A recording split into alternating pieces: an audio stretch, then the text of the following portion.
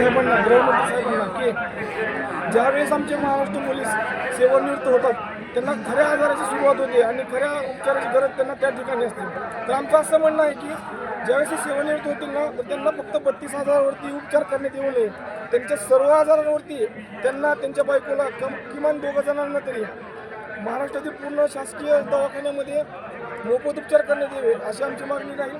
त्याचप्रमाणे सन 2023 पासून महाराष्ट्र पोलिसांना जे घरबांधणीसाठी अग्रिम दिलं जातं डीजी लोन, गृहमंत्री साहेबांनी ते मंजूर केलेलं आहे, परंतु अद्यापही ते डीजी लोन वाटप झालेलं नाही.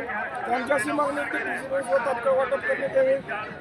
त्याचप्रमाणे पोलीस भरतीमध्ये आमच्या पोलिसांच्या पल्ल्यांना सध्या 5% आरक्षण लागू आहे, परंतु त्या 5% आरक्षणाचा फायदा चालू सेवेत असणाऱ्या पोलिसांच्या पल्ल्यांना अजिबात होत नाही. फक्त अनुकंप आणि सेवानिवृत्त पोलिसांच्या कर्मचारी पल्ल्यांना त्याचा फायदा होतो. तर आमची अशी मागणी आहे की महाराष्ट्र पोलिसांच्या मुलांना पोलीस भरतीमध्ये 10% आरक्षण देण्यात यावे आणि या आरक्षणाचा फायदा चालू सेवेत असणाऱ्या पोलिसांच्या मुलांना सुद्धा देण्यात यावा. त्याचप्रमाणे सन 2001 पूर्वीपासून पोलीस सेवेत असताना जे पोलीस कर्मचारी निधन पावले त्यांच्या पालनांसाठी त्यांच्या पालनांसाठी अनुकंप पालनांसाठी 3 अपत्यांची अट रद्द करण्यात यावी ही सुद्धा आमची एक महत्त्वाची मागणी आहे. मुख्यमंत्र्यांच्या गावामध्ये हा तुमचं जन्मगाव आहे, हिवाळी अधिवेशन सुद्धा नागपुरात सुरू आहे. काय वाटते तुमच्या मागण्या मुख्यमंत्री मान्य करतील?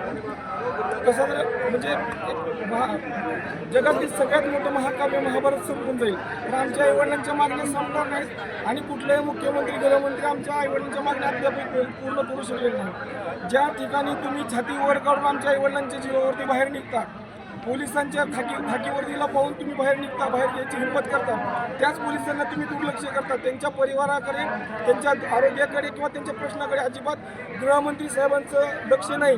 तर माझी गृहमंत्री देवेंद्र फडणवीस साहेबांना कळकळीची विनंती आहे की आपण स्वतः गृहमंत्री आहेत, आपण नागपूरमध्ये आहात आणि हे हिवाळी अधिवेशन आपल्या मतदारसंघामध्ये होत आहे. तर आम्ही पोलीस बळाच्या माध्यमातून सेवानिवृत्त कर्मचारी पोलीस अधिकारी कर्मचारी संघटनेच्या माध्यमातून आपल्याला कळकळीची विनंती करतो की आमच्या ह्या ज्या 21-22 या मागण्या आहेत त्या मागण्या जरी 21-22 मागण्या तुम्ही पूर्ण करू शकल्या नसता तरी महत्त्वाच्या मागण्या कमीत कमी आमच्या पोलिसांच्या आरोग्याचा प्रश्न, पोलिसांच्या परिवाराचा प्रश्न, भरतीचा प्रश्न, होमगार्ड कमीत कमी होमगार्डला 300 दिवस तरी ड्युटी मिळाली पाहिजे, SRPF जवानांची संख्या वाढली पाहिजे, ह्या ज्या मागण्या आहेत ह्या मागण्या तुम्ही आपण पूर्ण कराव्या आणि महाराष्ट्र पोलिसांचे जे काही न सुटणारे प्रश्न आहेत ते प्रश्न सोडून त्यांच्यावरचा अन्याय दूर करावा अशी मी गृहमंत्री साहेबांनी पोलीस बॉईज असोसिएशन महाराष्ट्र राज्याच्या वतीने संस्थापक अध्यक्ष म्हणून आपल्याला कळकळीची विनंती करत आहे.